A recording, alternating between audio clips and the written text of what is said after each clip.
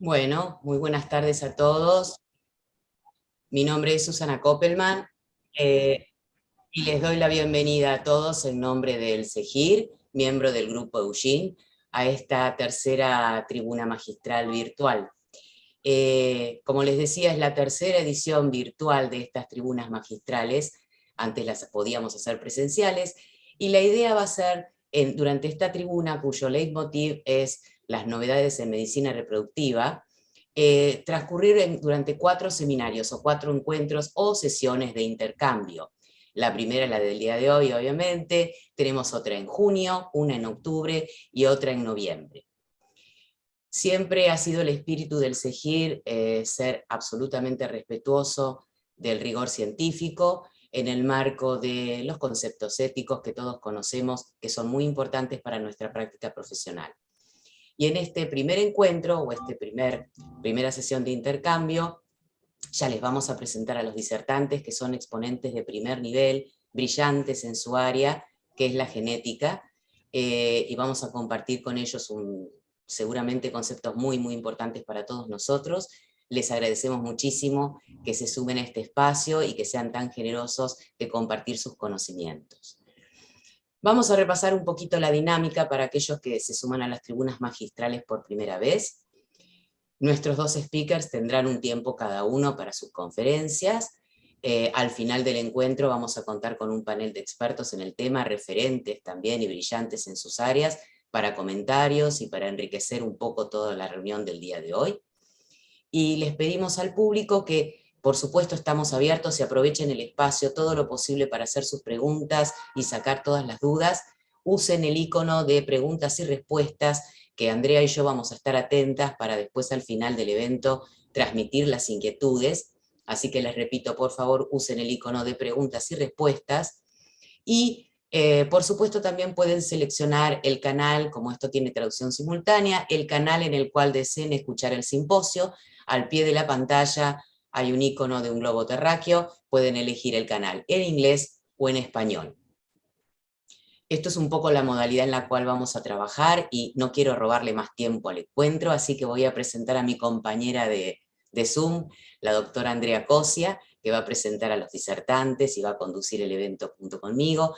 La doctora Andrea Cosia es médica especialista en medicina reproductiva, es máster en endocrinología ginecológica, es directora de la beca de formación del CEGIR, y además es coordinadora del programa de preservación de fertilidad. Así que, Andrea, te cedo la palabra para la presentación de nuestros distinguidos speakers, a quienes agradecemos una vez más.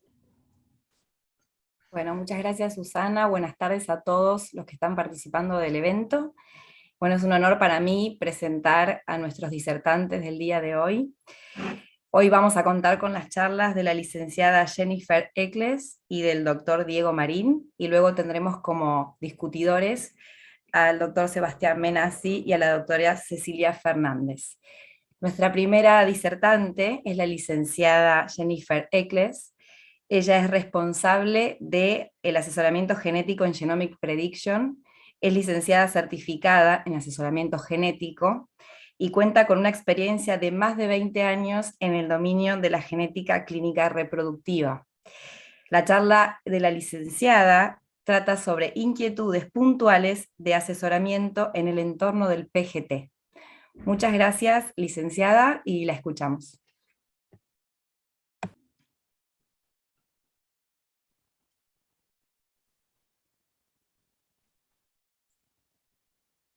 Can you hear me? ¿Me escuchan? Yes. Yes. Okay, excellent.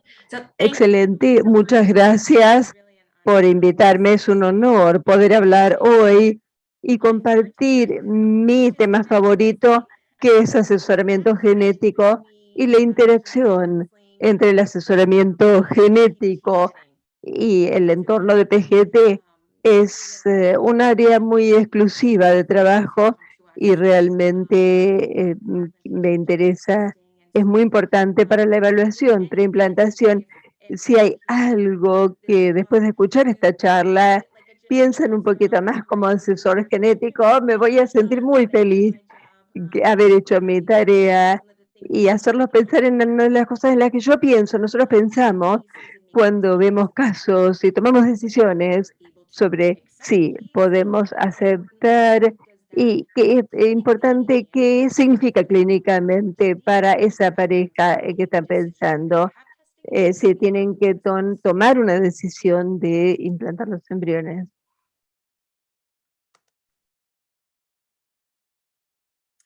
Oh, it's not letting me advance. Hold on.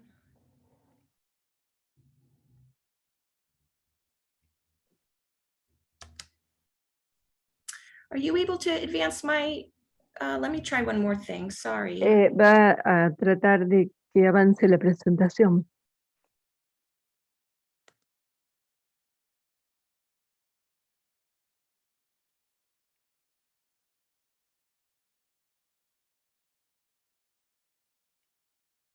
Let me just try one more way of sharing, hold on. Pide un momentito para probar otra manera de compartir.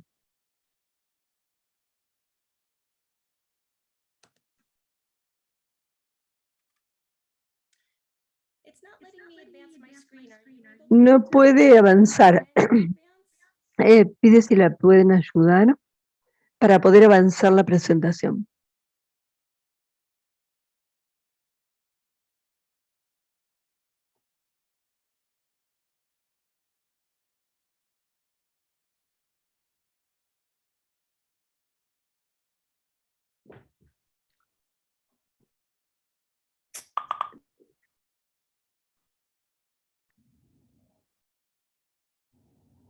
Yeah. I see the share screen. Ve compartir pantalla. Screen up. ¿Le permite subir la pantalla? Le podemos escribir.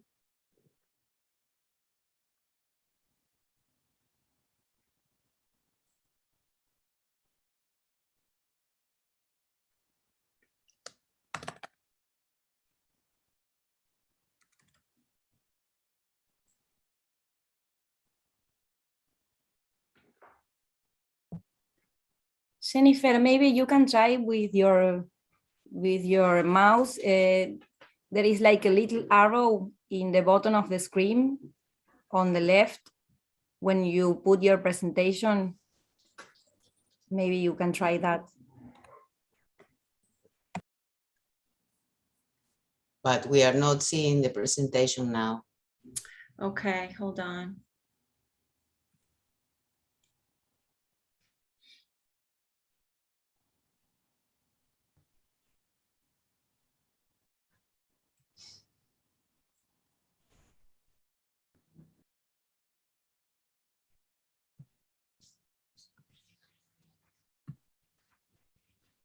Do you see this now?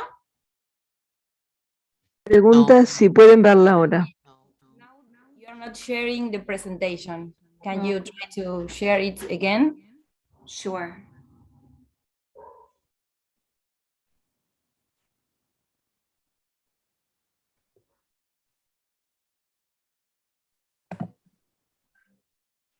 ¿Estás ahí? Isabel, ¿me escuchan?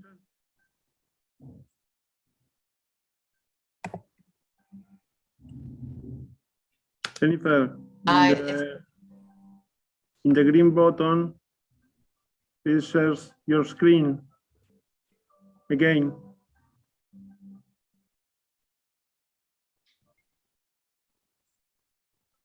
But I think that it was right. Try again, because it worked. Ah. Can you see this slide? Yes, Ah. that's fine now. Okay, I'm sorry. Bueno, lamento. I'm very good at genetics. Soy buena en genética, pero muy mala con la tecnología. Bueno, no avanzaba. Me alegra de que puedan ver las diapositivas ahora. Entonces, la mayor pregunta que recibimos cuando alguien consulta sobre estudios de PGT, y cuando hablamos de estudios de PGT, sé que es una categoría muy amplia, pero de lo que hablamos, lo que me voy a focalizar es las pruebas PGTM. La pregunta viene a diario: su laboratorio hace pruebas de X enfermedades y, por cierto, cuando hacemos decisiones si podemos aceptar el caso o no, el primer aspecto de esa pregunta es técnicamente podemos hacer la prueba. Entonces, tenemos un abordaje, necesitamos miembros de familia. ¿Cuáles son las sutilezas del caso desde la perspectiva técnica? La meta de hoy no es focalizarnos en los aspectos técnicos, pero sí quiero explorar hoy si desde la perspectiva clínica, cuando nos hacen esa pregunta, ¿qué es lo que está ocurriendo desde nuestra perspectiva en términos de si esta consulta tiene sentido en términos de implicancias clínicas y cuáles son las consecuencias de las pruebas de PGT y que deberían pensar los pacientes y los clínicos cuando lo piden para distintas indicaciones? Y tradicionalmente, cuando recibimos solicitudes de PGT en el día, la mayoría de las enfermedades caen en categorías específicas.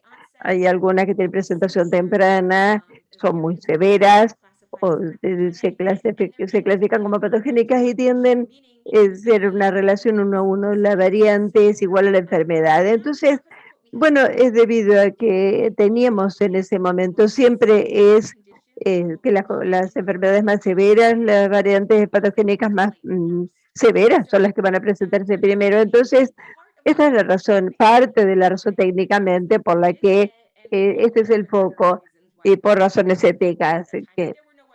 Bueno, hay otras opciones y estas son las cosas que nos plantean. Entonces, exactamente como comenzó en 1992, el primer caso de PGT era un caso para una enfermedad específica, no basado en selección sexual, sino en un caso de fibrosis quística. El paciente llevaban la variante Delta F, que es una variante muy común asociada con fibrosis quística clásica, y lo que significa niños que presentan pancreatitis crónica o todo lo que pensamos cuando tendamos a pensar en fibrosis quística. Entonces, cuando se plantea la pregunta en laboratorio de PGT hoy día, si el laboratorio hace pruebas de fibrosis quística, frecuentemente, ¿qué estamos pensando? Es muy común para nosotros que nos presenten este escenario clínico donde la mamá y el papá son portadores de el Delta F u otras variantes similares. El informe genético para estos casos es bastante fácil de interpretar, lo que significa que si tenemos genotipo negativo y podemos verdaderamente interpretar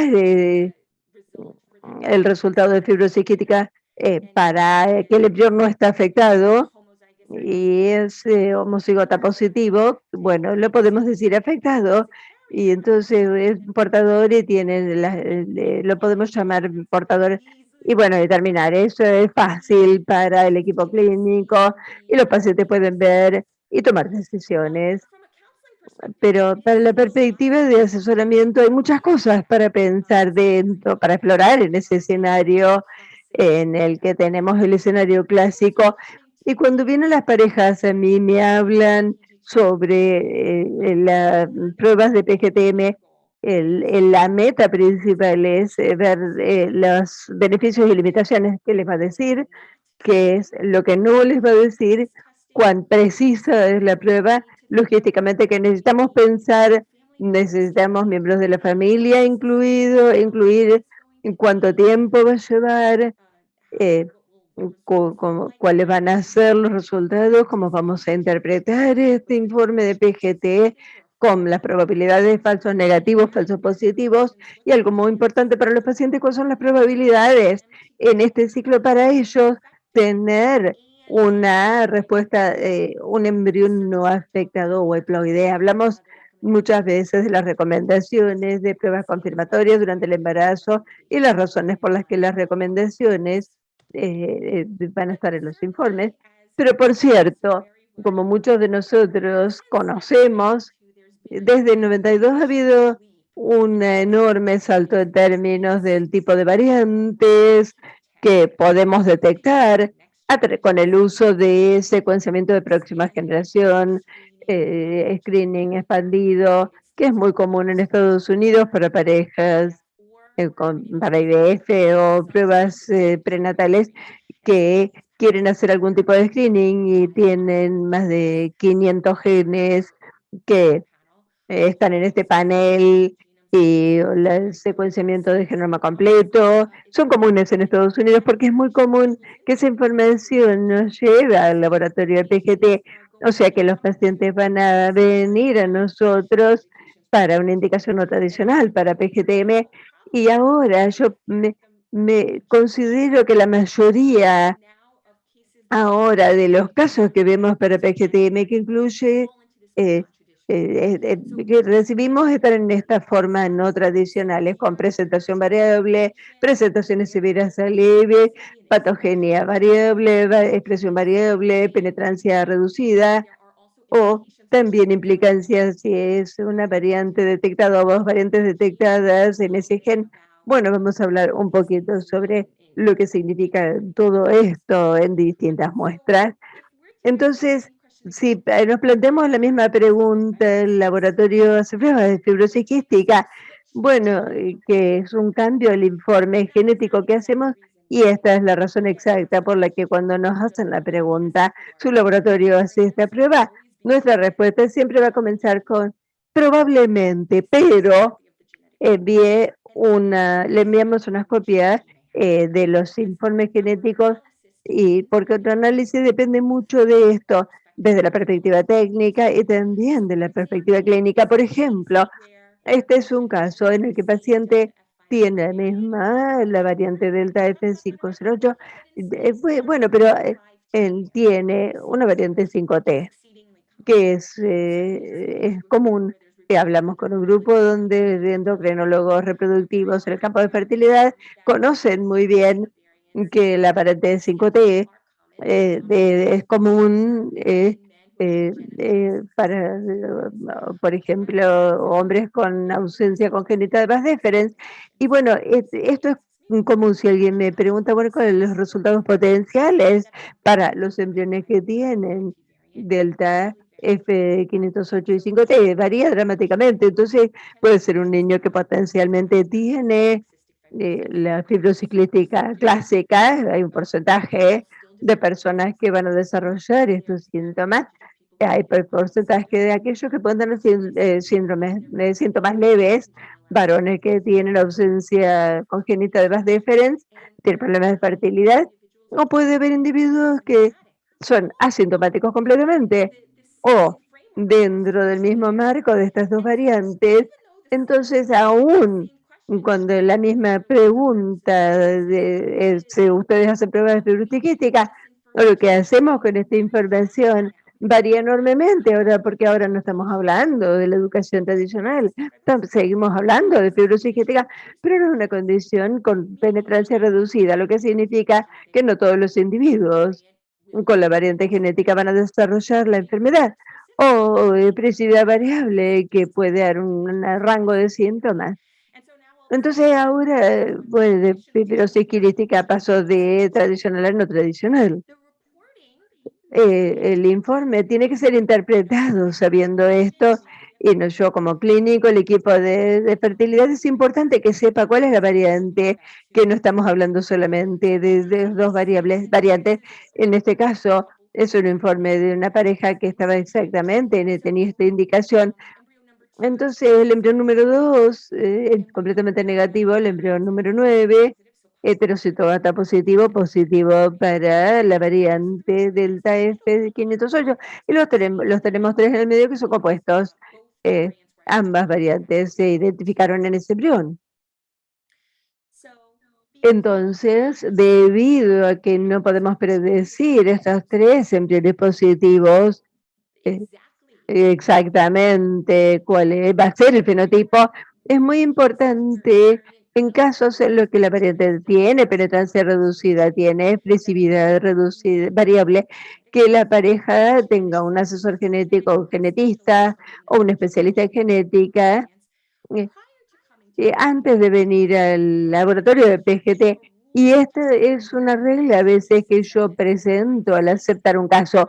Si yo veo en un informe que tiene variante genética que está asociada con resultados leves potencialmente o el delta, hay una variedad de síntomas que pueden estar presentes en base a ese genotipo.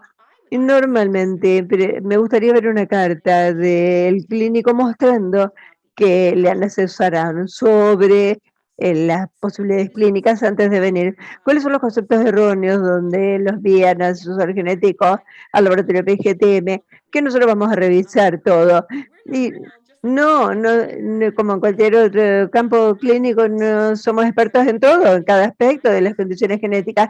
Soy experta en IVF y PGT, pero tengo colegas que son expertos en genética reproductiva. Entonces, por ejemplo, hay expertos en genética pediátrica. Entonces, se necesitan estos equipos cuando asesoramos a pacientes, o sea, para poder focalizarme en la prueba de PGT-M con la pareja y asegurarme que antes de venir con nosotros entiendan el significado de esta condición. Además, el informe PGT incluye el genotipo, pero no el fenotipo.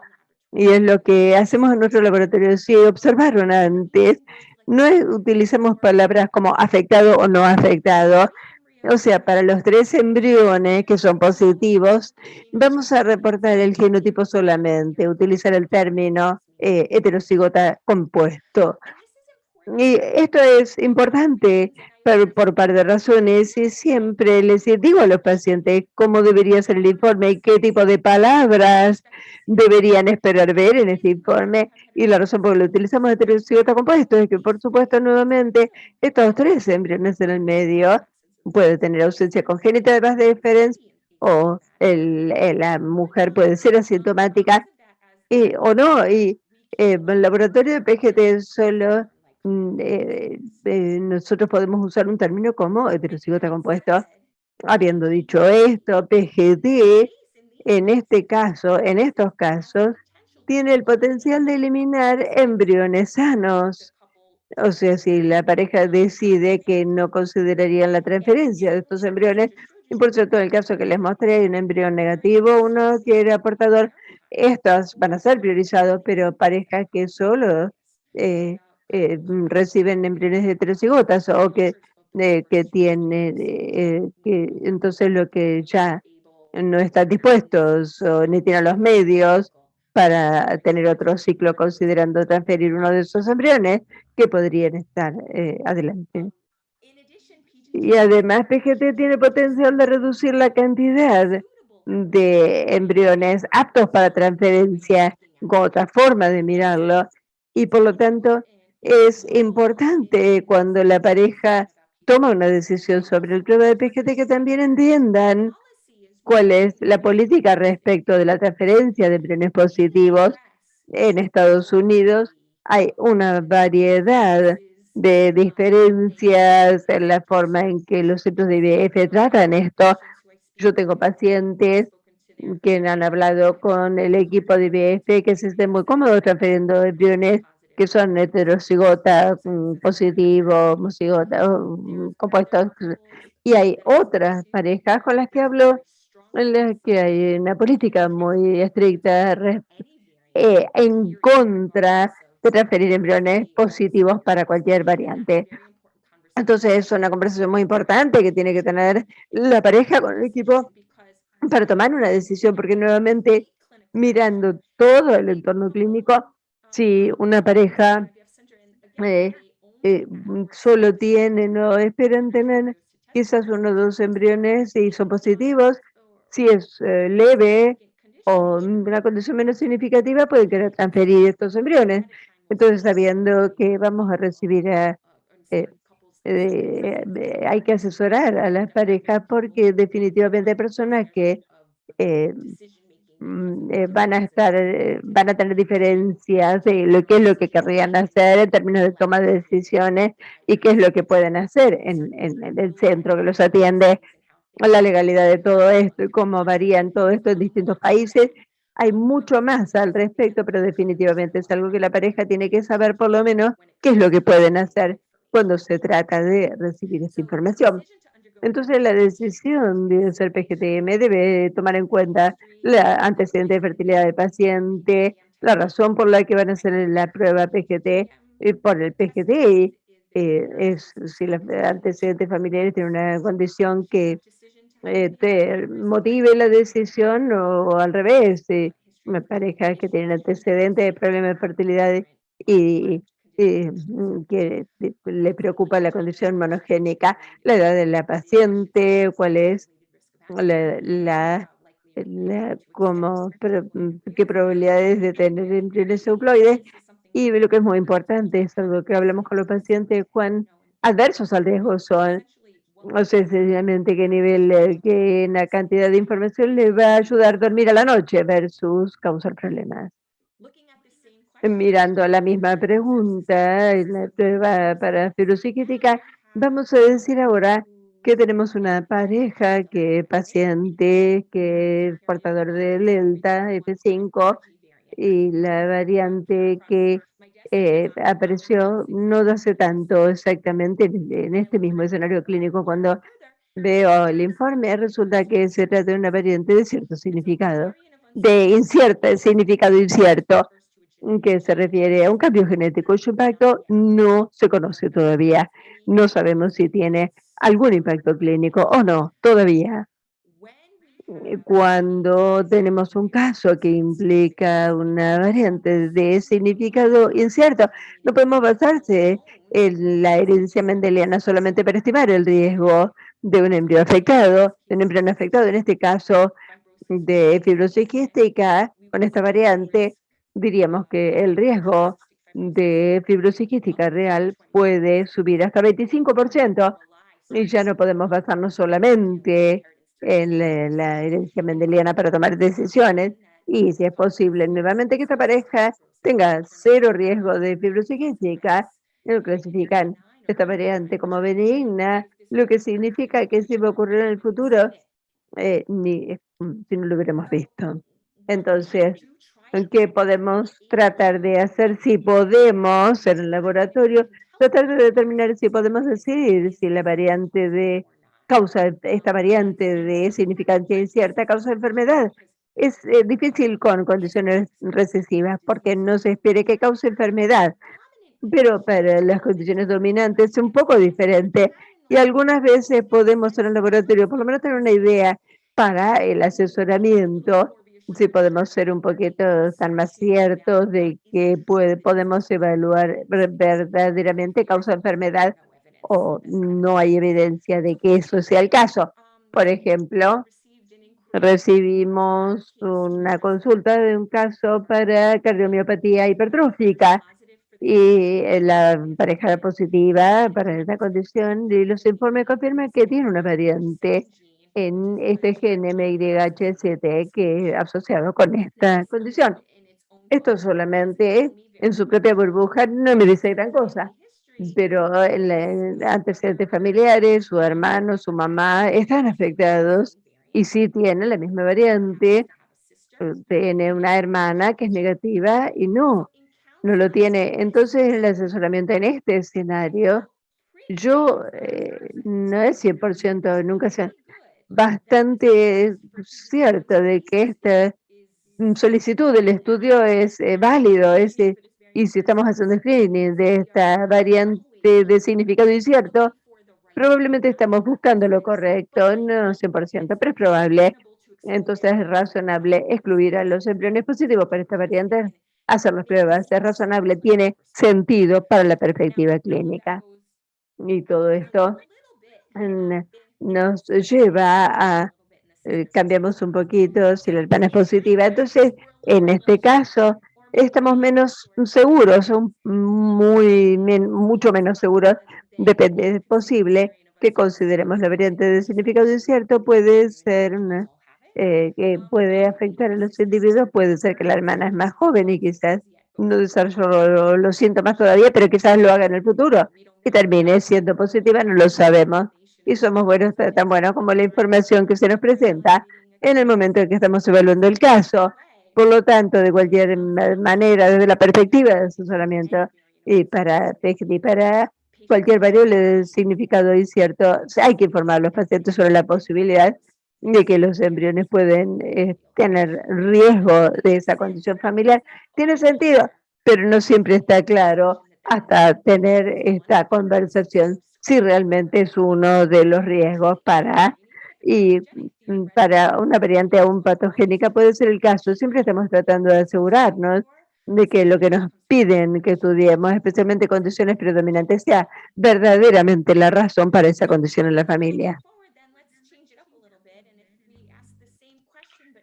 Si hacemos la misma pregunta, pero la pregunta la reparafraseamos y decimos si es relacionado con algo hereditario. Bueno, muchas veces, por ejemplo, en el caso del síndrome de cáncer hereditario relacionado con BRCA1, bueno, tenemos que ver si es la variante BRCA1 o BRCA2 la que nos piden evaluar. Y tiene mucho sentido porque es una de las principales causas del cáncer hereditario y las mujeres que son positivas tienen más del 50% de posibilidades de desarrollar cáncer de mama o variante de cáncer de mama. Por lo tanto, es muy lógico que nos pidan esto. Pero también no es la única. Hoy en día también con la secuencia de nueva generación tenemos muchos pedidos para todo tipo de cribados genéticos asociados con el cáncer. Y yo diría que está relacionado con BRCA1 y 2, pero en este caso se lo considera más un riesgo moderado, aunque las mujeres podrían tener el doble de riesgo de cáncer de mama. Entonces es importante saberlo. Nuevamente, pacientes que vienen al laboratorio, tal vez potencialmente tendrían alguna base para transferir embriones y los hombres, los embriones hombres, bueno, si es masculino o hombre, por supuesto que el riesgo para este tipo de cáncer de mama sería menor. Por supuesto, al igual que con el otro, acá tenemos los ejemplos de los informes.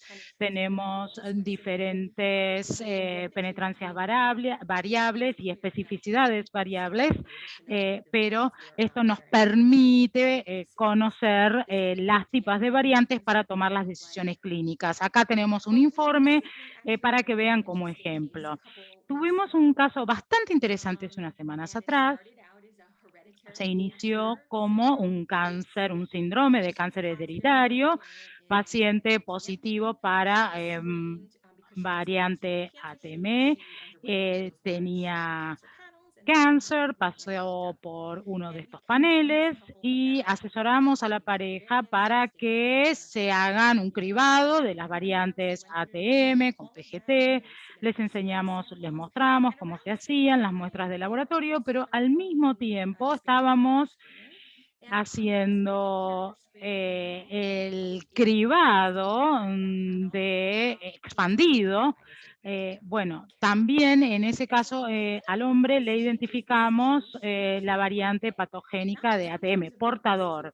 No en términos de riesgo de pasar la variante, sino que por supuesto había subido, sino que también tenían riesgo de otra enfermedad diferente. Entonces, el último embrión es positivo para la variante ATM materna y paterna, y como pueden ver en el informe, no utilizamos la palabra heterocigota compuesto, sino que pusimos afectado, pero no para el síndrome de cáncer hereditario, porque es un embrión que fue diagnosticado con ataxia telangiectasia, una enfermedad diferente. Por eso es que hicimos este cribado extendido.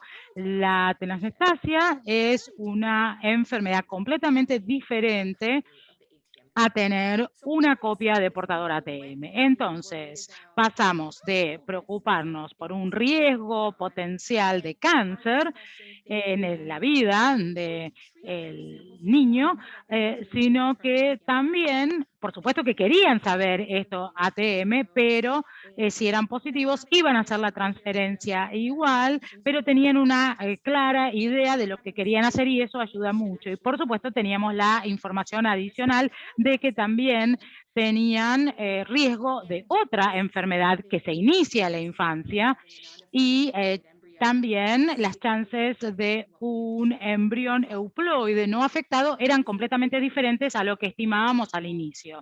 Les doy este ejemplo de ATM porque no está restringido solamente a variantes ATM. Los riesgos de cáncer y reproductivo sabemos ahora que están muy entrelazados y este es un pequeño ejemplo de la cantidad de genes que caen dentro de esta categoría heterocigota positivo, que pueden tener síndromes de cáncer hereditarios, pero si ambos son portadores en la pareja del mismo gen, bueno, podemos tener enfermedades y condiciones recesivas de inicio temprano.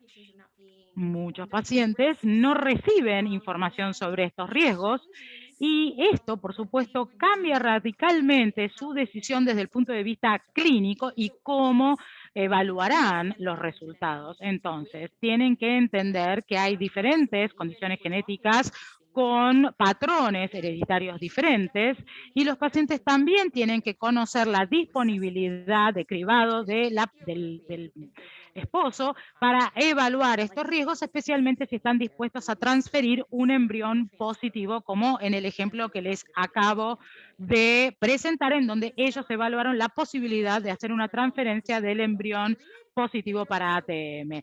Ahora, si decimos que no vamos a hacer transferencia de ningún embrión positivo, bueno, entonces ahí se reducen, pero si la transferencia es una posibilidad, entonces hay que tener esta conversación y como les dije antes, el riesgo de identificar un embrión no afectado son muy bajos en estos casos. Entonces, analizando la misma pregunta, si el laboratorio hace cribado de cáncer de mama y el seguimiento a esta pregunta, que es lo que tiene que ver con las causas no monogénicas de cáncer de mama identificados en la familia, en este caso para esta pareja, bueno, en nuestro laboratorio la respuesta es afirmativa. Tenemos pruebas poligénicas en el laboratorio con PGTP y la diferencia es que estamos viendo BRCA1, BRCA2 o cualquier otra variante asociada con el cáncer hereditario, viendo una variante o más de una variante en el mismo gen o la prueba poligénica en donde hacemos un cribado en todo el genoma y evaluamos la presencia o ausencia de variantes para poder calcular un riesgo poligénico, que es utilizar esa información para estimar cuál va a ser el riesgo para ese individuo, para ese embrión, o como ustedes quieran aplicar esa información. Entonces, desde el punto de vista de PGP, el objetivo principal tiene que ver con obtener una reducción relativa del riesgo. Si hay un cohorte de embriones, ¿cómo podemos utilizar esta información para elegir el embrión que tenga un riesgo bajo relativo con los otros embriones del mismo cohorte? Y así podemos buscar cáncer de mama y otras enfermedades que caen dentro de esta categoría poligénica.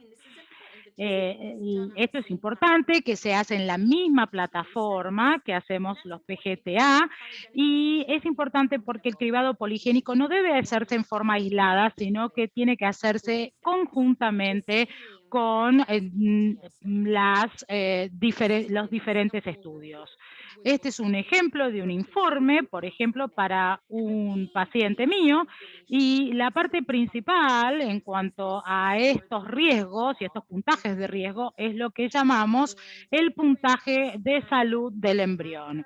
Este puntaje es nuestra manera de tomar todos los riesgos poligénicos para cáncer de mama, otros tipos de cáncer, diabetes 1, diabetes 2, problemas de cardiopatías, ponerlos todos en confluencia y tener un puntaje general para hacer un triage de embriones. Digamos que es 0 el neutro, por arriba es mejor que promedio, por abajo es peor que promedio.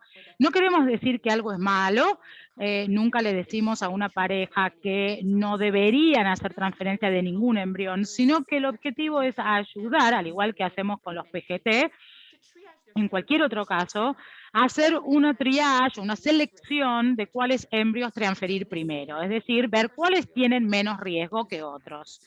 Entonces, bueno, en este caso elegiríamos el más bajo. Desde el punto de vista del asesoramiento, y hemos hablado mucho de este tema ya, PGTP se utiliza como herramienta de comparación y selección, no para diagnóstico.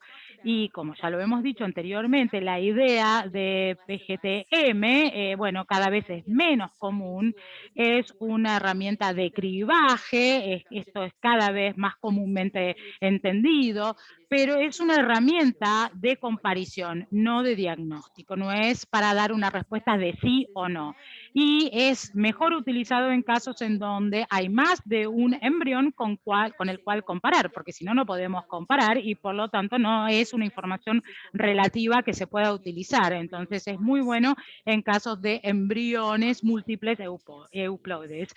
A diferencia del PGT-EM, acá no tenemos que hacer una documentación de los antecedentes personales o familiares, como lo haríamos en un caso de PGT-M, pero, y esto es algo muy importante, si hay alguna preocupación con respecto a alguna enfermedad o condición en particular en base a antecedentes familiares muy fuertes, por ejemplo, una pareja que dice queremos hacer el cribado poligénico porque hemos tenido casos de cáncer de mama en la familia, y cuando uno empieza a investigar acerca de los antecedentes familiares, dice, bueno, mi hermana tuvo cáncer de mama a los 30 y mi madre tuvo cáncer de ovario a los 60, y mi abuela tuvo cáncer en la edad reproductiva. Bueno, entonces ahí podemos decir que deberíamos hacer este tipo de cribado y deberían hacerse un cribado profundo con asesoramiento para poder basarnos en los antecedentes de cáncer. Por supuesto, poligénico no va a reemplazar monogénico en estos casos, sobre todo si tenemos un síndrome de cáncer y por supuesto necesitamos los cribados monogénicos. Ahora, habiendo dicho todo esto y explicando todos los motivos de por qué debemos hacer todo esto, yo creo que las pruebas de PGT son un vehículo para reducir el riesgo y no tanto un vehículo de diagnóstico. Por supuesto, diagnostica en el sentido de que podemos identificar muy bien las diferentes variantes genéticas y en esos casos tenemos la capacidad técnica para poder identificar variantes genéticas específicas, pero desde el punto de vista clínico, en muchos casos, y cada vez hay más de estos casos, con el cribado de génica expandida, etcétera.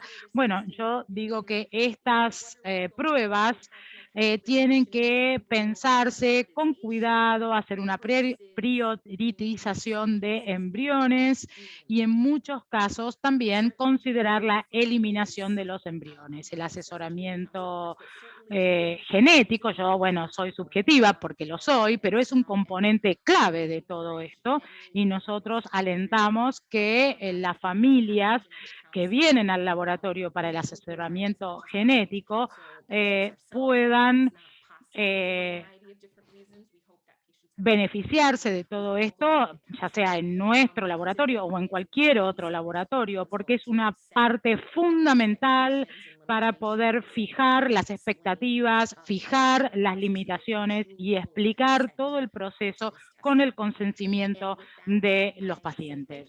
Bueno, con esto les agradezco. Muchísimas gracias por darme la oportunidad de presentar ante ustedes en el día de hoy.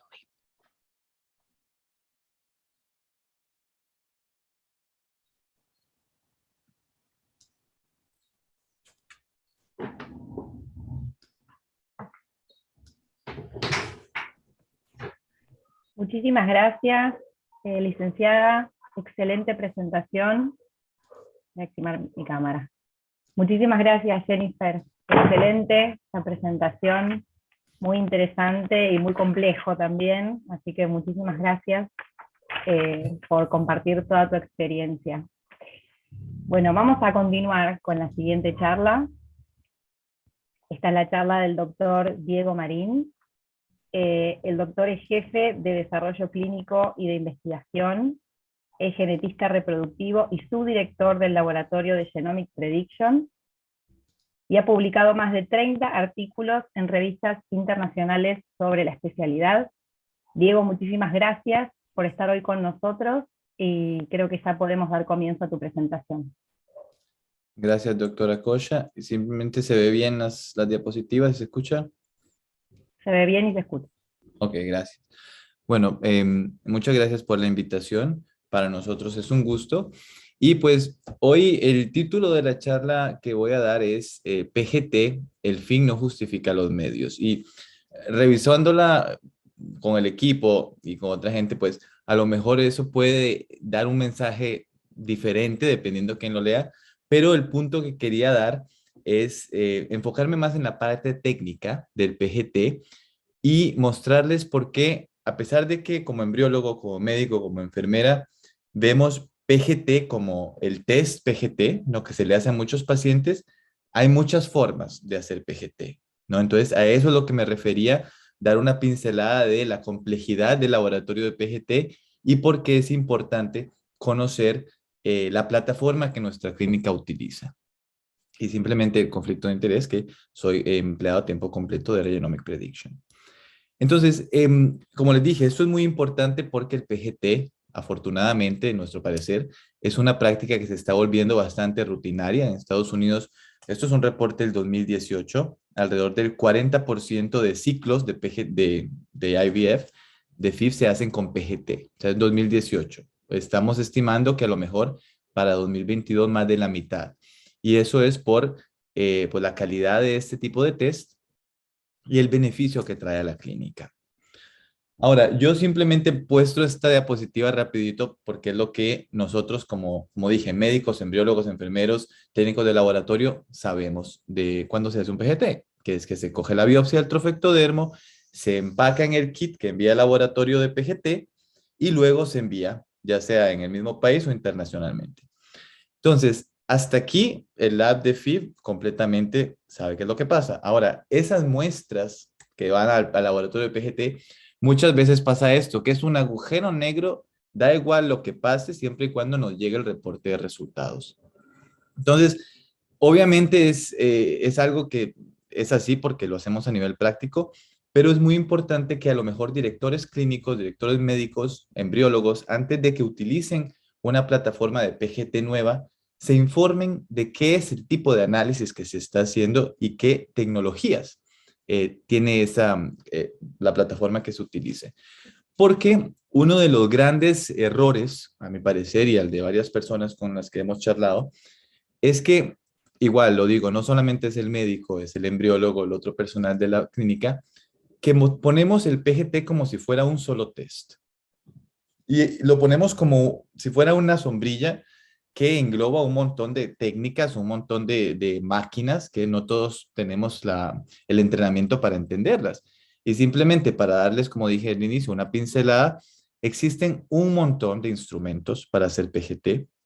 Aquí les muestro uno de los principales más utilizados, los dos secuenciadores de próxima generación de Illumina y de Thermo Fisher. Luego tenemos un array de alta productividad de Thermo Fisher. Luego una máquina de qPCR.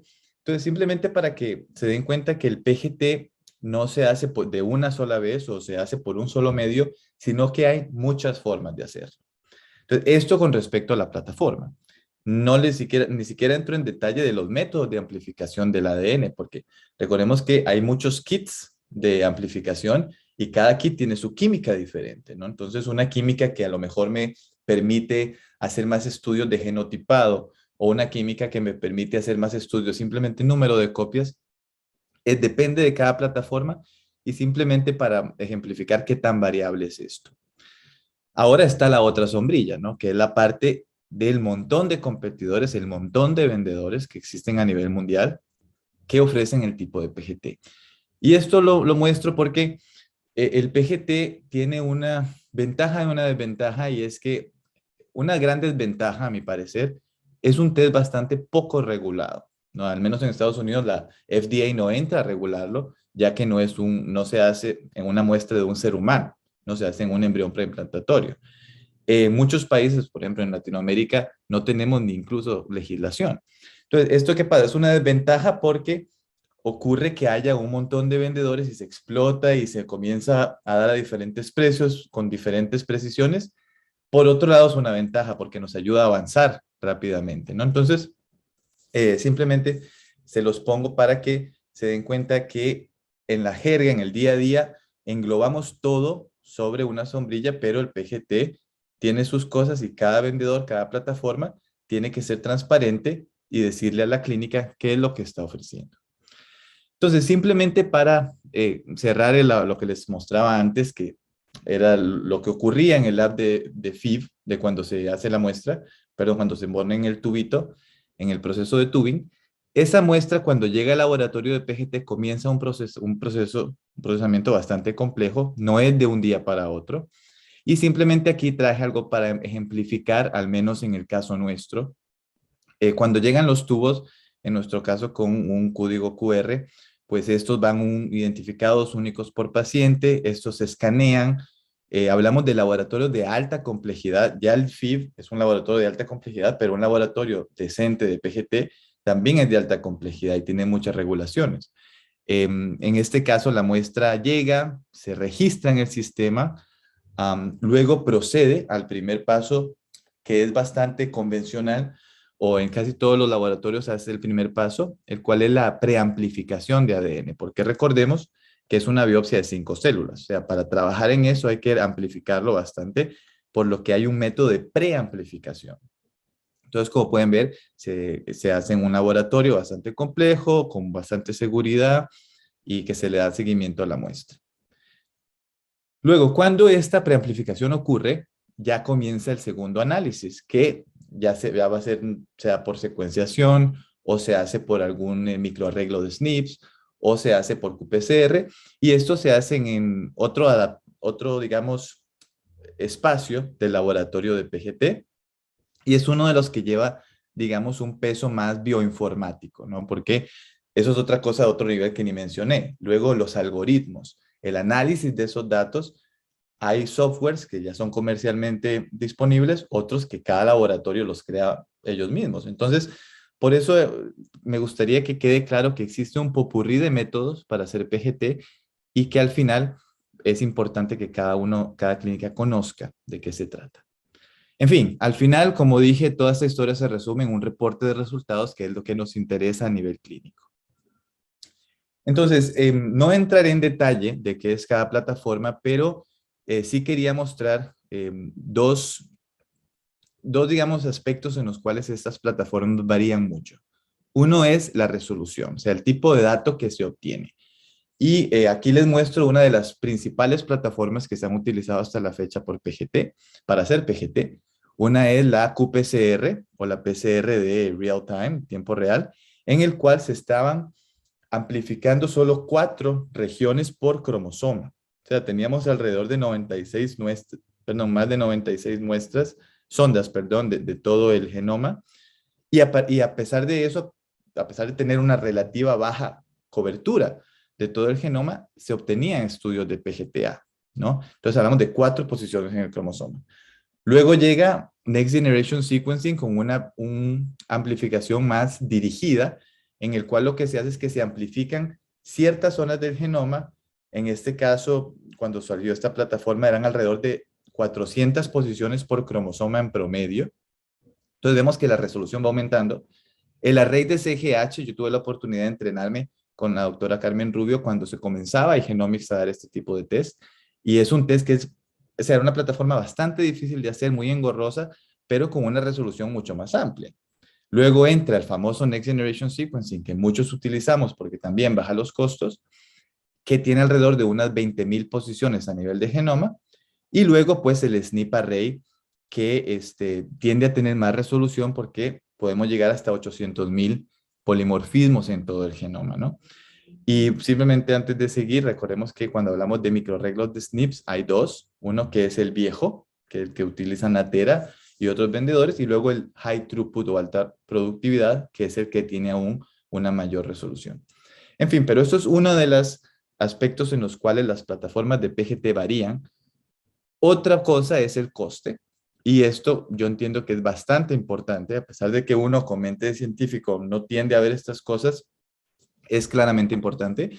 Y como pueden ver aquí, pues una de las razones por las cuales ciertas tecnologías como la raíz CGH se ha dejado es por esa capacidad de coste efectivo al procesar tantas muestras, ¿no? Entonces, simplemente les muestro estas dos cosas para que vean que las plataformas no es decir que una es mejor que la otra, sino que dan diferentes tipos de datos y el clínico, el embriólogo, tienen que saber, ok, esto es lo que me va a dar esta plataforma que le estoy comprando el servicio y esto es lo que no me va a dar, ¿vale? Y ya para ir acabando, sí me gusta mucho mostrar, bueno, siempre hablar un poco de lo importante que son las validaciones cuando hacemos o desarrollamos un test clínico. Porque sea como sea, hablamos de un test médico, un test clínico que tiene que llevar todos sus análisis de qué tan sensible, qué tan sensible, específico es el test. Y yo recomiendo este artículo que lo escribió Jaime Yalas con el doctor Scott, y es un poco sobre los pasos o la buena práctica a la hora de desarrollar un test de PGT.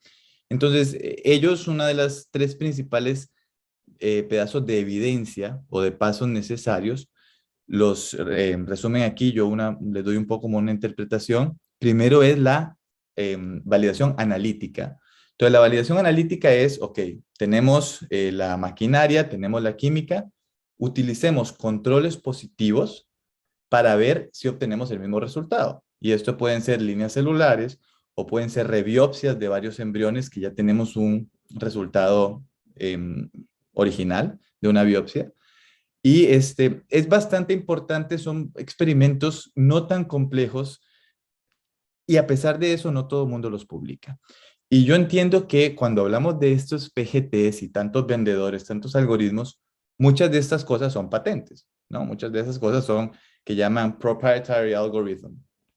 Es verdad, pero hasta cierto punto, porque hay una serie de datos que son publicables y simplemente no salen a la luz. ¿Cómo son estas validaciones analíticas? Esto no tiene nada de patente, simplemente, mire, proceso esta muestra con esta plataforma y tengo el resultado esperado, punto.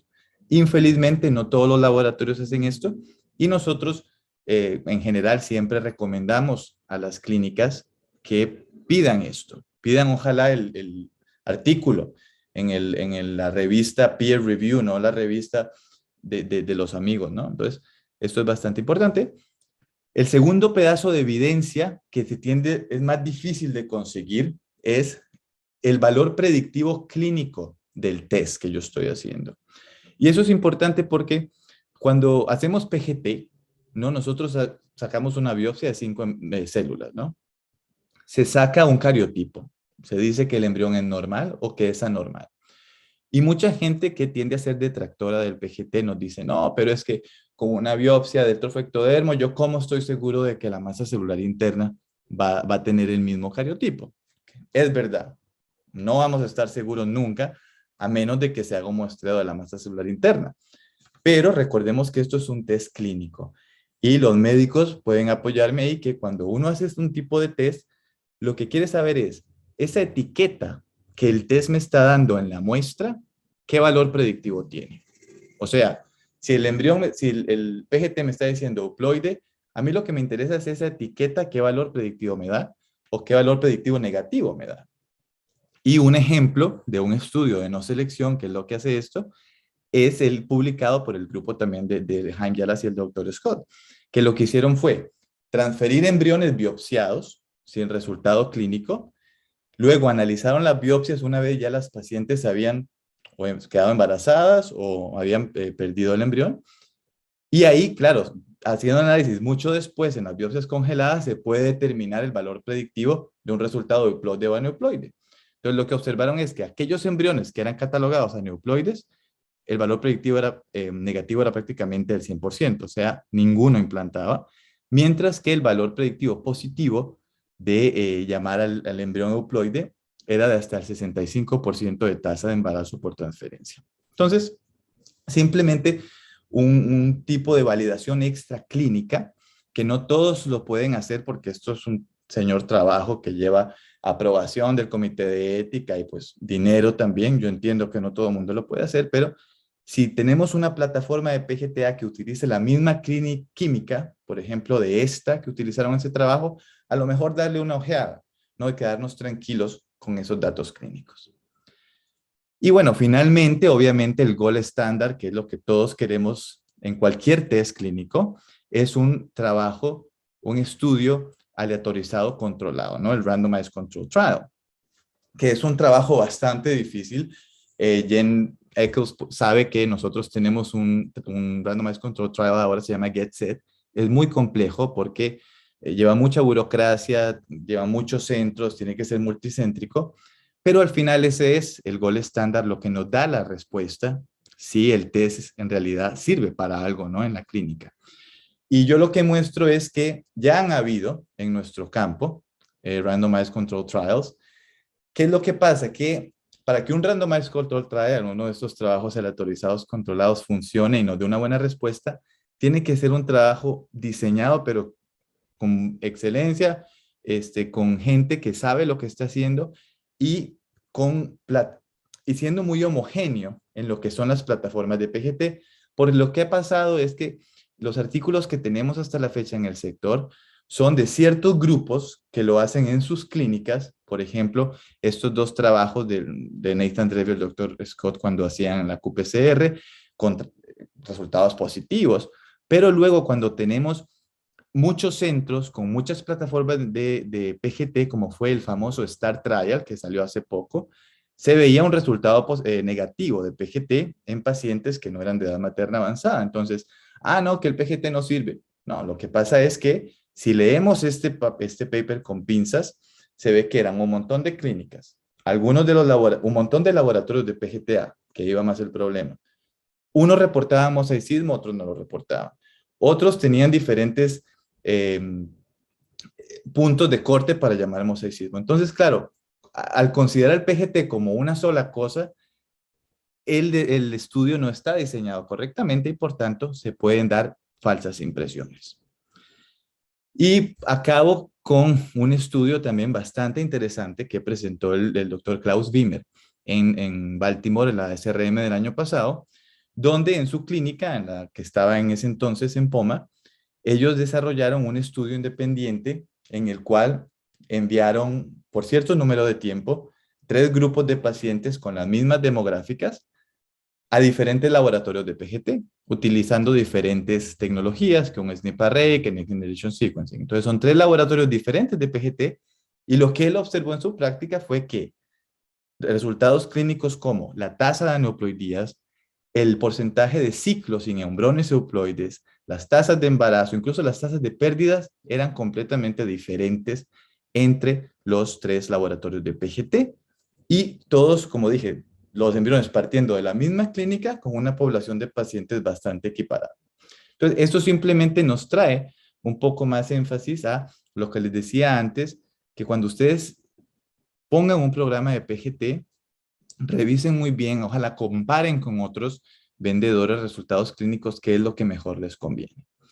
Y simplemente, obviamente no es el punto de esta charla hablar de mosaicismo u otras cosas, pero el mosaicismo, lo tengo que mencionar, es una de las grandes temas trillados, para mí se ha hecho un abuso bastante grande de esta palabra mosaicismo en nuestro campo, porque a pesar de ser un fenómeno que ocurre en la naturaleza, en el embrión preimplantatorio, el PGTA lo ha hecho un poco promiscuo, porque hemos hecho varios estudios donde, y esto, claro, lo predicen ciertas plataformas como Next Generation Sequencing, donde haciendo estudios de la biopsia original se ve una distribución de embriones de, como les muestro aquí, un 28% euploides.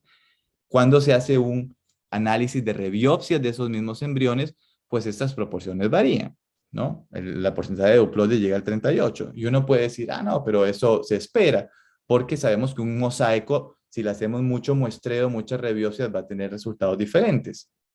Lo que pasa es que estudios como el doctor Capalvo, que hizo en Igenomics en Europa, observaron que las tasas de implantación de euploides y algunos embriones mosaicos eran las mismas.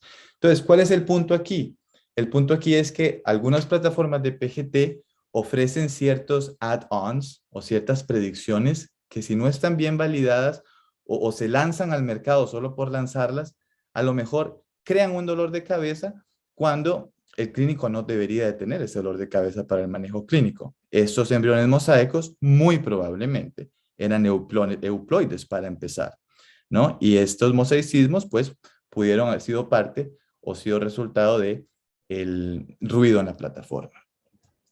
Y la última diapo que sí les quería mostrar son los típicos patrones complejos o caóticos, que también es otro tipo de resultado que se da en PGT. Y hemos visto por datos nuestros e independientes que estos datos varían de plataforma a plataforma. Hicimos un estudio donde habían embriones catalogados como complex aneuploid o caóticos por unas plataformas de Next Generation Sequencing. Se hicieron varias biopsias, alrededor de 4 por embrión, por otra plataforma con un poco de más alta resolución, como es el SNP Array de alta productividad, y hablamos de que el 56% de estos embriones eran euploides, ¿no? Las 4 biopsias lo confirmaban. Entonces, eso ya es importante y a la vez preocupante, porque nos dice que a lo mejor algunas plataformas que llaman caótico, alguna muestra muy ruidosa, ¿no? Que en realidad debería de ser llamada inconcluso o no resultado, ¿ok? Entonces, simplemente este era el mensaje. Recordemos que PGT no es lo mismo. PGT hay muchas cosas, muchas tecnologías, y simplemente agradecer a los que organizaron la tribuna magistral, agradecerle a mi equipo. Aquí tenemos a Jennifer Eccles, que es encargada de consejería genética, y claro, a Nathan Treff, quien es nuestro director de laboratorio. Aquí tengo mi contacto por cualquier pregunta futuro. Muchas gracias.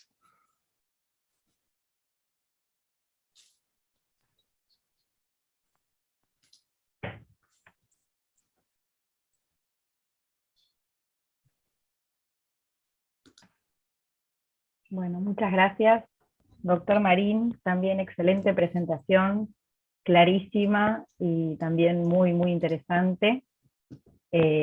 Así que bueno, vamos a continuar con la tribuna. Ahora le vamos a dar espacio a nuestros discutidores o nuestros profesionales que van a comentar un poco el tema que se trató en las charlas. Voy a presentar al doctor Sebastián Menassi. Él es médico especialista en genética y tiene una maestría en biología molecular. Hola Seba, ¿cómo estás? ¿Qué tal? Buenas tardes. Hola, ¿qué tal? Bienvenido. Y voy a presentar a la doctora Cecilia Fernández. La doctora es bioquímica, especialista en genética, con un doctorado en biología molecular de la UBA, y directora del Laboratorio de Genética Reproductiva de Novagen. Bienvenida, Cecilia, también. Gracias por acompañarnos. Bueno, le damos la palabra al que quiera. Sí. Buenas tardes. Vamos a ser modernos, y ¿arrancás vos, Eva, o arranco yo? Arrancan las damas.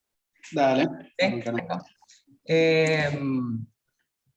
Bueno, muchas gracias a los dos por sus charlas. Fueron muy didácticas.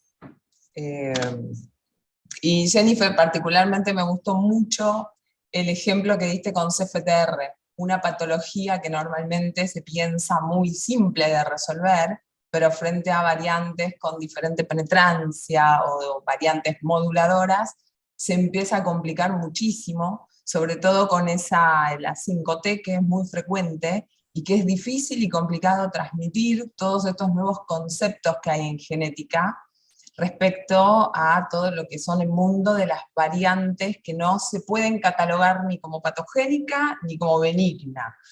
Y entonces están ahí en el medio.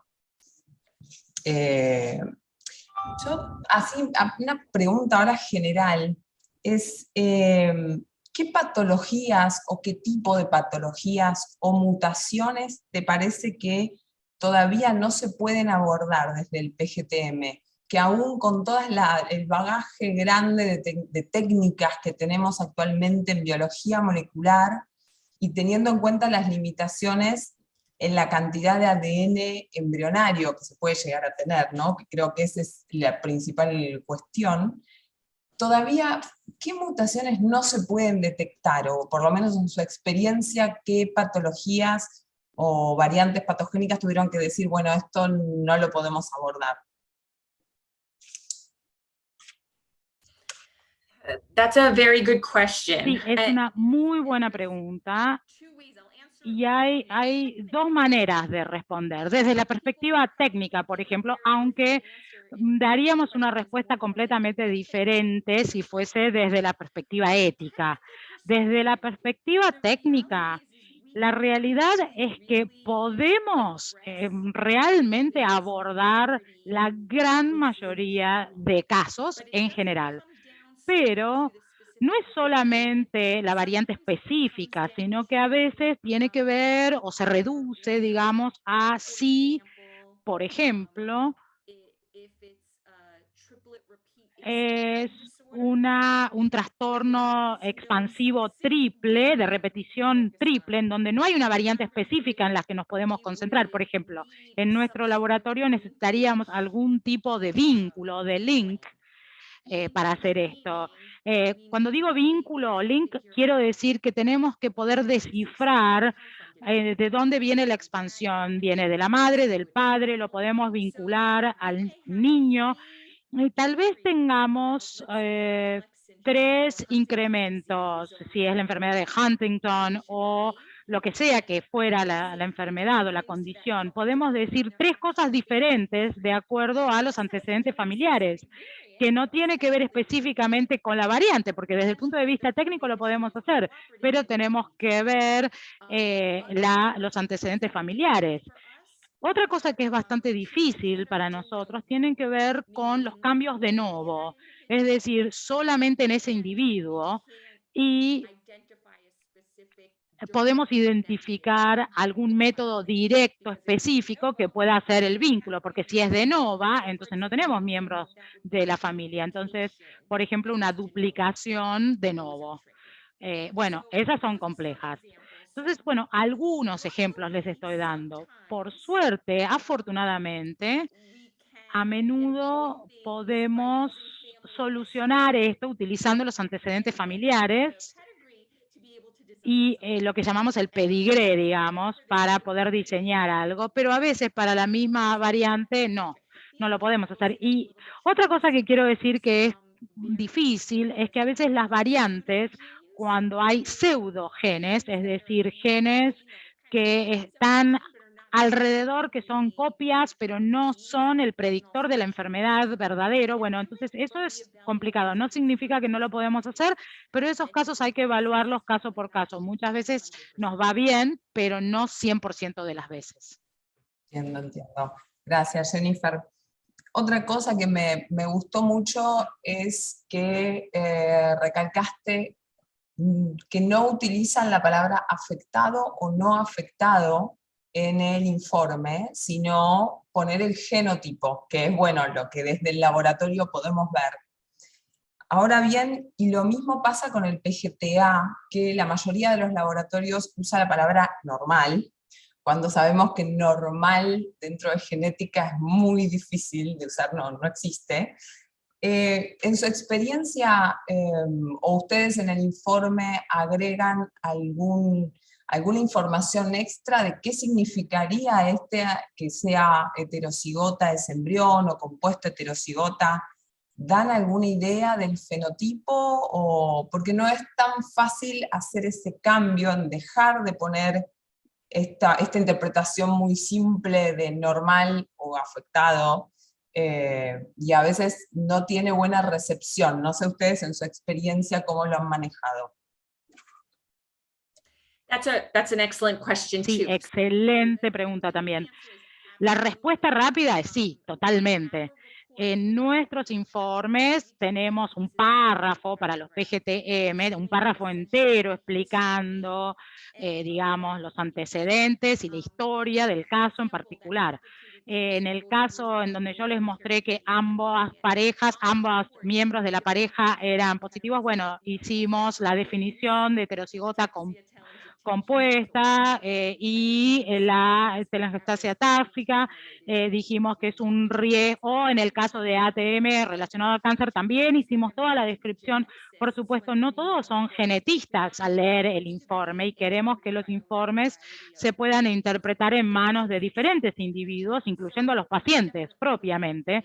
Entonces, siempre incluimos esta información adicional. Por supuesto, nos llaman constantemente y nosotros le damos la bienvenida a esta llamada. Siempre queremos encontrar la manera de hacer que los informes sean más entendibles, pero por supuesto nos llaman mucho para confirmar, por ejemplo, cuando dicen heterocigota compuesta, ¿qué quieren decir con esto?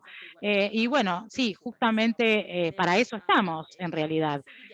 Yo no diría que lo rechazan, pero sí nos piden que clarifiquemos la información que brindamos en el informe. Gracias.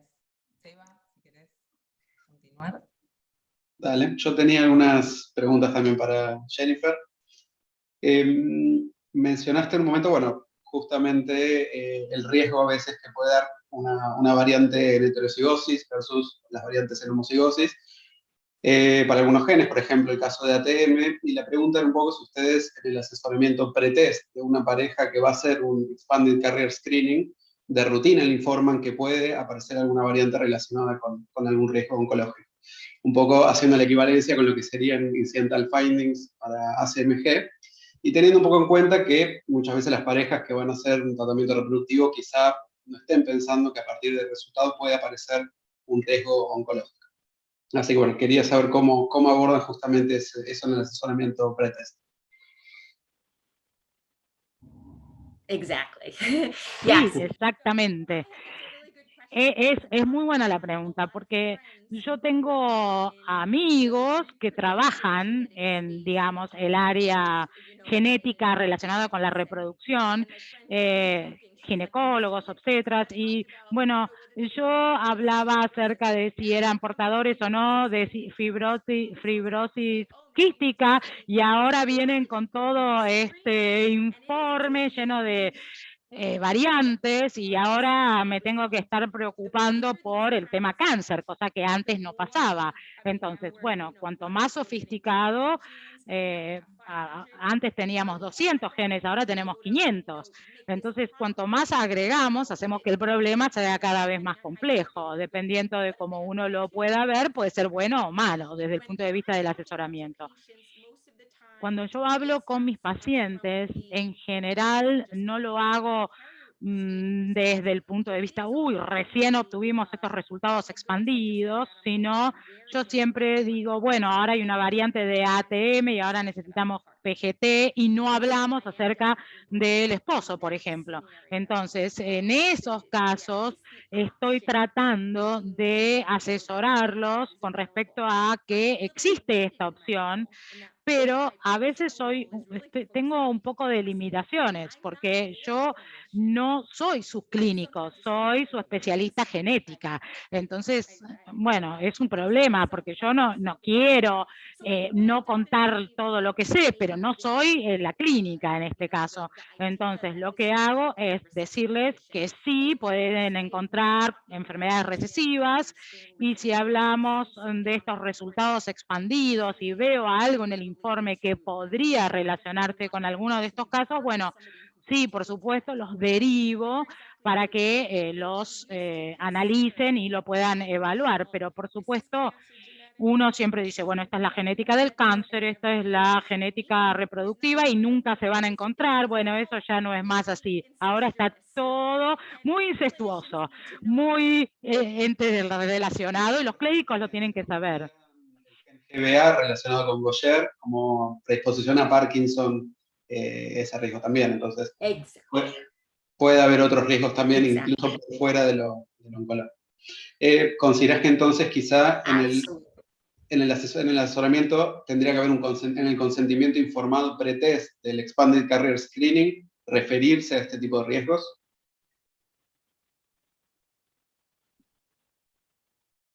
Bien. Sí. Yo nunca estoy en contra de poner alguna cláusula o algún párrafo con respecto a esto cuando se toma la decisión del pretest, el cribado expandido, PGT o lo que sea el caso.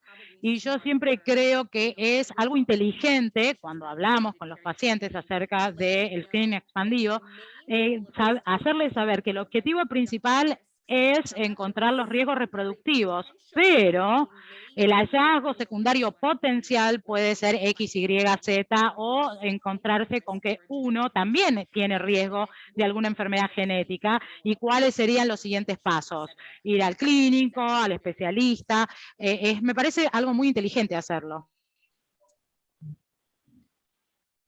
Yo paso, no sé si continúo. ¿Querés seguir? No hay problema. ¿No? Hacemos ping-pong. Vamos a preguntarle a Diego. Diego, me pareció muy interesante el tema de las 20.000 regiones que levanta, digamos, o que lee el NGS. Y un poco en relación a esto y al tema de la resolución, se me generó una duda, y es ¿por qué si teóricamente NGS tiene menos resolución que el array,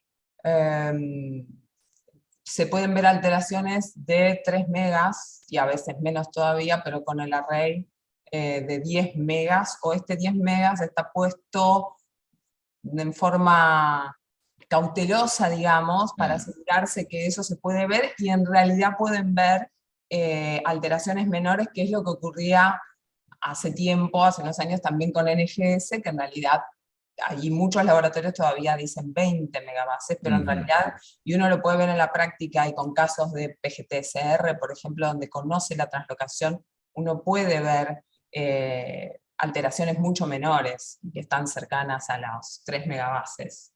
Exacto. No sé. Sí, tú te respondiste por modo cauteloso. ¿Por qué? Y bueno, Jennifer también puede decirme si estoy diciendo algo equivocado, pero el SNP array, por ejemplo, de 800,000 sondas, se pueden ver de lesiones, incluso duplicaciones de hasta 1.5 megabases, ¿no? Lo que pasa es que, como dije, a pesar de que nosotros lo vemos y si eso se observa, obviamente se reporta, ¿no? Y ha habido casos en los cuales se ve en el cromosoma X, tuvimos un caso, todos los embriones tenían esa duplicación, y a pesar de ser tan pequeña, se reportó, se puso una nota en el reporte que mire, y al final era la paciente, tenía una normalidad. Ahora, ¿por qué se pone 10 megabases? Porque eso fue lo validado hasta la fecha, ¿no? Entonces, a pesar de que sí se reporta y si lo vemos se dice, lo validado y públicamente disponible son controles positivos de hasta 10 megabases. Eso sería la respuesta. Ok, ahí entiendo, la imaginé, pero quería Sí, consultarla. no. Después, y un poco hablando del tema de los mosaicos, ¿cuánto crees que influyó, ¿no? en todo en la forma que ustedes llevan ahora a cabo y directamente no reportan mosaicos? ¿Cuánto ayudó, digamos, toda la información anterior que hay ya de años de experiencia con el NGS y todos los estudios que se han hecho sabiendo o estudiando el valor predictivo que tiene el NGS? O sea, a lo que voy es, si ustedes estuvieran arrancando ahora con el array, sería Ujú. diferente por ahí el escenario, ¿no? Porque ahora ustedes arrancan con la plataforma de Array, pero ya todo el bagaje de información anterior y el conocimiento un poco viene dado por toda la experiencia que hay con el NGS. Ujú. No sé cuánto ustedes han usado o cuánto se basan en esos resultados. Claro. Entonces, creo que sí, déjame, responde, me dice si era la pregunta. Nosotros, el caso particular es que como Nathan, bueno, acabamos de abrir Genomic Prediction, acabamos, 5 años ya, cuando comenzamos con este array, pero el Dr. Teff tenía ya 10 años, ¿no? De haberse montado una plataforma, tanto qPCR como la plataforma Targeted Next Generation Sequencing con Ion Torrent, en la cual, por ejemplo, en el centro donde estaban antes, Foundation for Embryonic Competence, fue utilizada por varios años, ¿no? Entonces, toda esta idea de los mosaicos, a pesar de que sí hay mucha publicación de otros centros de Next Generation Sequencing, la carrera de Nathan fue rebiopsiar a lo loco. Era coger el montón de embriones aneuploides que generaba una clínica de 8,000 ciclos anuales, entonces había un montón, ¿no? de aneuploides. Y era rebiopsia, rebiopsia, rebiopsia. Y cuando se hacían estas rebiopsias y se veían por qPCR y por Next Generation Sequencing, la confirmación de la aneuploidía recíproca, si estamos hablando de en realidad un error postmitótico, postfertilización, o la confirmación de que era un mosaico verdadero, eso se encontraba bastante poco, o sea, hablábamos del 5 o 3%. Entonces, fue a partir de esos datos y esa carrera donde se comenzó a cuestionar, ¿no? Porque, ¿qué es lo que pasa? O sea, esto es claro, si nosotros no tenemos la facilidad o el montón de embriones para partir a pedacitos de ese tipo de estudios, no lo vemos. Y no es que no queramos, simplemente que no está el material. Y nos basamos simplemente en los plots, en los gráficos que nos da NextGen. Entonces yo diría que por ahí eso ayudó bastante. Como te dije, no es decir que el mosaicismo no existe, existe, está documentado, pero sí cuando hay clínicas que ponen 15% de mosaicismo, 20% de mosaicismo, ahí hay algo que no funciona. Entiendo. Sí, iba un poco, se salió como media complicada la pregunta, pero iba un poco por ese lado, digamos, ¿qué background de información habían usado principalmente para determinar cómo proceder con el mosaico? Y un poco ahora lo mismo también, ya que ustedes han sido los pioneros, son los primeros usando el array de SNP para todo lo que es PGT, ¿qué desafíos encontraron? Así cosas que nos puedan contar qué fue lo más complejo o la tecnología les resultó dentro de todo simple, amigable. ¿Con qué se encontraron? Si quieres, yo te voy a dar la perspectiva del laboratorio de genetista y Jennifer, tú les das la perspectiva de la consejera genética. Pues de parte como genetistas, te voy a hacer así a calzón quitado, como decimos. Fue el turnaround time, ¿no? Porque nosotros hablamos de que, claro, en secuenciación de siguiente generación podemos tener un resultado en 3 días, después de que nos llega la biopsia. El SNP array hablamos que son 4 días de protocolo, ¿no? De hacer las hibridaciones, más el día de amplificación, por tanto el resultado está 6 días después. Eso fue una de las cosas que yo creo, tanto uno como genetista y al médico, era y entonces, pero ¿qué pasa, no? Claro, la ventaja es que todo lo estamos criopreservando, pero sí, yo diría que esa fue uno de los principales porque te digo que a nivel de costes y a nivel de manejo del workflow del laboratorio, es cuestión de acostumbrarse al cambio, ¿no? Pero sí, yo diría que el turnaround time, eso sí fue una de las cosas que más costó. Ok, sí, los protocolos de array, no tengo experiencia con el SNP, pero el array CGH era El array CGH era otra cosa. El array el de alta productividad, como su palabra lo dice, alta productividad, nos permite meter la placa en el GeneTitan y se acabó. Pero claro, hay que el día siguiente a las 23 horas hay que tener un cronometrado, ¿no? Entonces eso que al laboratorio no es tan maleable, pero sí sería eso. Ok, bien, gracias.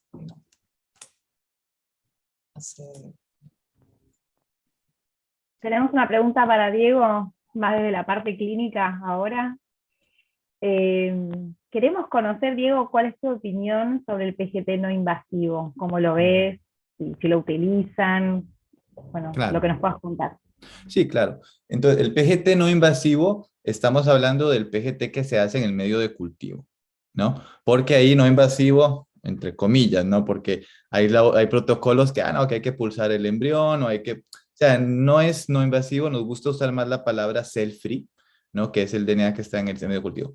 En fin, entonces, esto, pues es, uno como embriólogo de formación es lo ideal al final. Y claro, cuando se ve eso en el mercado, haz clic y compra el test, pues eso genera mucha perspectiva, al menos a uno como embriólogo pues le gusta mucho. Lo que pasa es dónde están las concordancias y dónde está el trabajo que nos está diciendo que es equiparable al PGT que se hace en la biopsia. Entonces, hay mucha gente trabajando en ello, está la misma Carmen, están otros centros, solo que hasta la fecha, y ustedes podrán ver que la concordancia, no solamente en si es euploide o aneuploide para el PGTA, sino también a nivel de cariotipo, todavía no son del 90% más, que eso es lo que necesitamos, porque es un resultado que no es cualquier cosa, no es un resultado que puede determinar, ¿no? el destino de ese embrión, y por tanto nosotros tenemos una línea de investigación, pero no la hemos, o sea, no se ha publicado ni siquiera porque las concordancias son bajas, se publicará en su momento.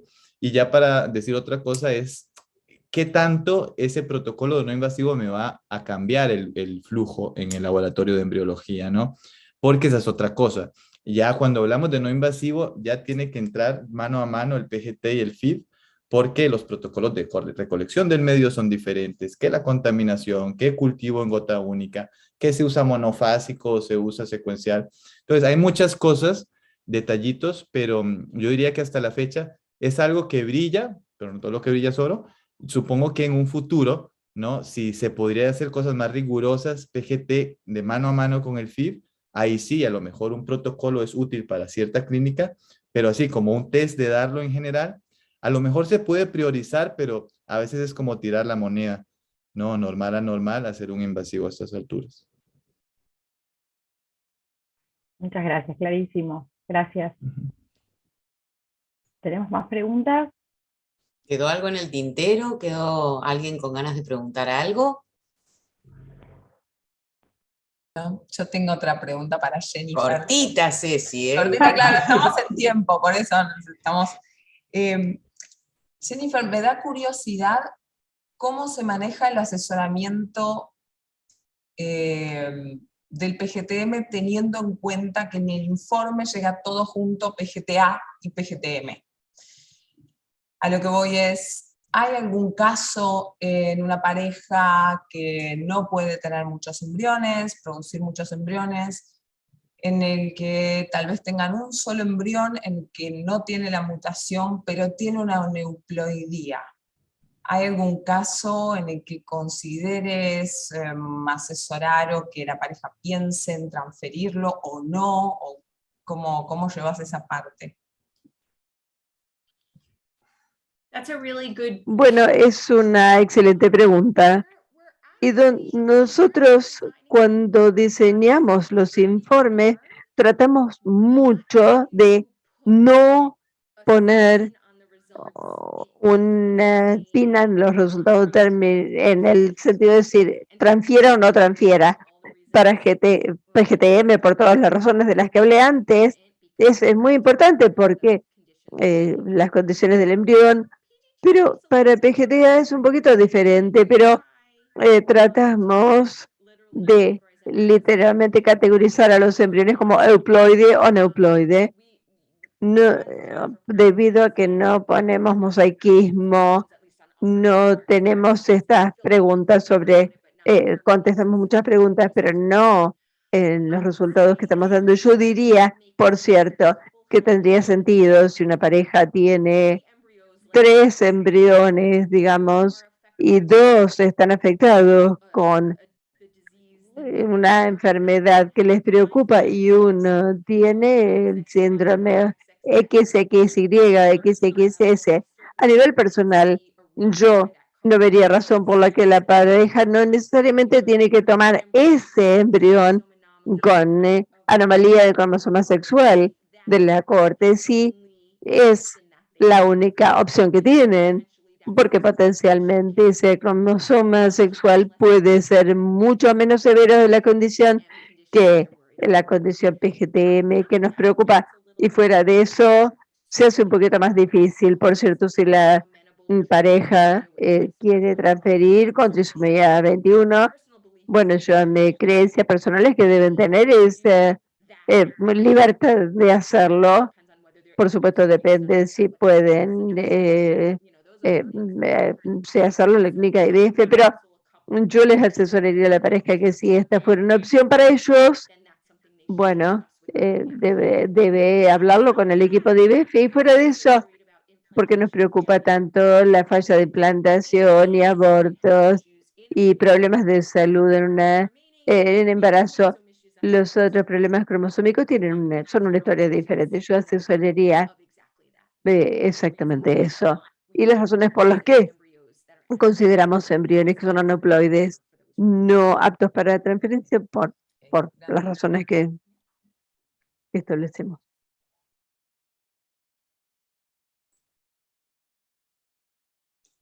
Bueno, me parece que por lo menos para este encuentro les hemos obtenido mucha información, les agradecemos muchísimo, no tenemos mucho más tiempo para compartir con ustedes, en otra ocasión posiblemente. Les agradecemos muchísimo a Jennifer, a Diego, a Cecilia, a Sebastián, a Andrea que nos acompaña, al soporte técnico, al público, por supuesto, a nuestras traductoras, a todos por estar ahí, a las empresas que nos ayudan con su sponsoreo, a sostener este tipo de comunicación que nos enriquece muchísimo a todos. Gracias a ustedes por ser tan generosos con su tiempo y sus conocimientos. Seguramente nos vamos a volver a encontrar. Por lo pronto les cuento a los demás que el 15 de junio tenemos una próxima sesión de intercambio con el grupo de Boston IVF, como segunda sesión de intercambio de esta tercera tribuna virtual. Así que de mi parte les agradezco muchísimo a todos por acompañarnos hoy. Gracias.